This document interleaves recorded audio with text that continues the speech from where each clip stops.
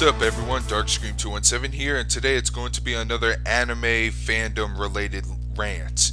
Like I promised on my latest Toonami video, it's going to cover on obscure anime and the people that support them to some rather extreme measures. I'm going to open this rant by talking about the obscure anime itself.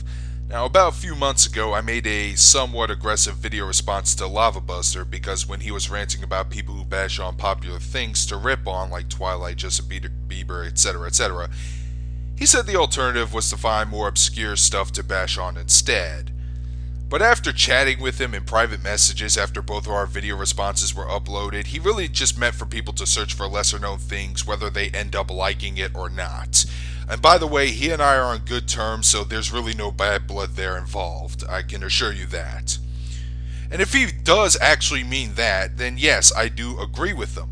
I always love going to look up anime or manga that isn't discussed a whole lot here in this community, if it's part of a genre I'm interested in.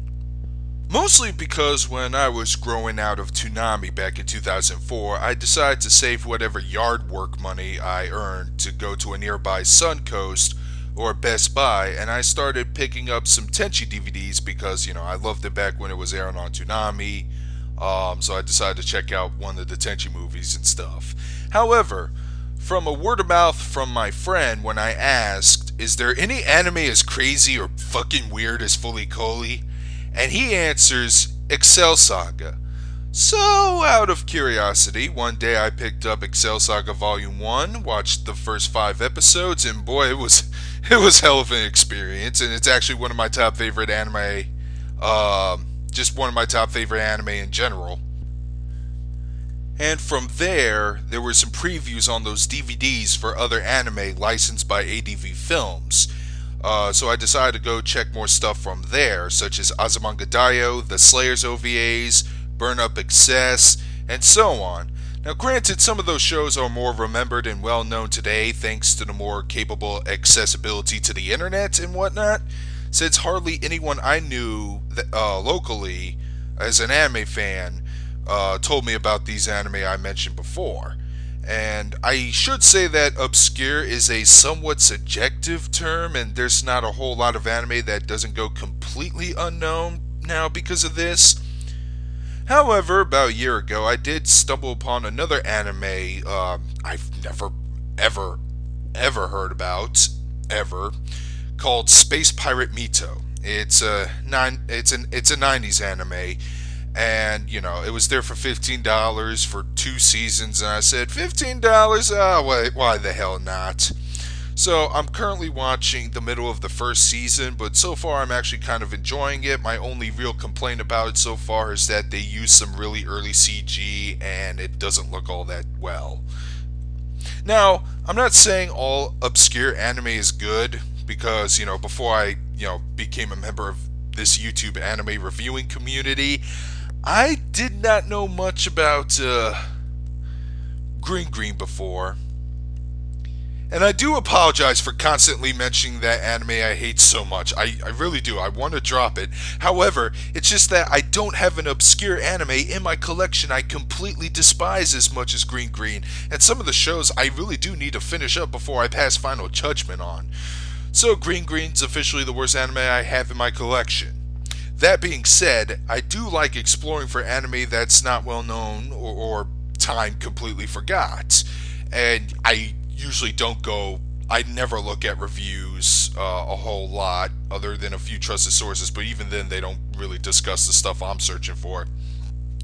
So I go there completely blind, and if it's cheap enough or if it's affordable, I'll get it.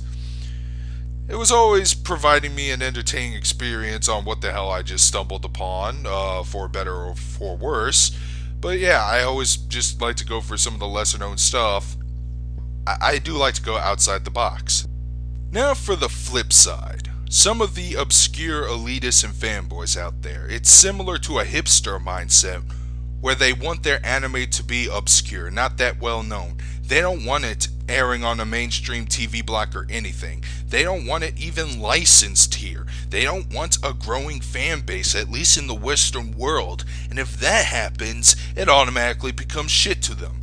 I'm not a fan of that logic whatsoever. In fact, I kind of want the opposite, which is why I've been reviewing some of the lesser discussed stuff on my channel, like Ayane's High Kick and El Hazard, for example. I kind of want this stuff to be a little more well known. I kind of want more people to go out and give it a watch and see if they like it or not.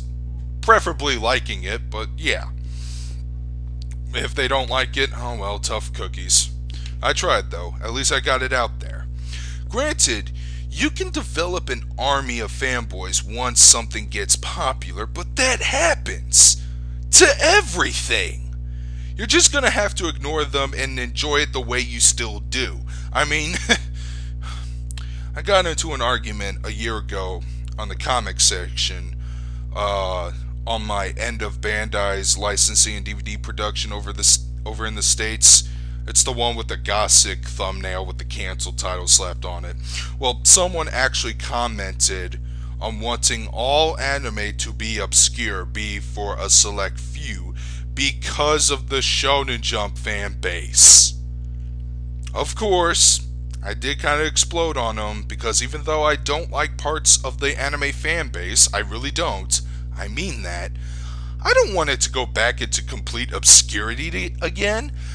It would be terrible. I mean, there would be no conventions, DVD productions may not go well, they may cancel more things halfway into production. It would just be a complete mess. So bottom line, obscure elitists flat out suck. They want to like the shit they like, but they don't want others to like it as much as them. And that will wrap things up. Leave a comment if you wish, sharing your thoughts on this subject. And this is Darkscream217 signing out. And I don't know, I may review Space Pirate Mito in the future. I just have to give it some thought. See ya!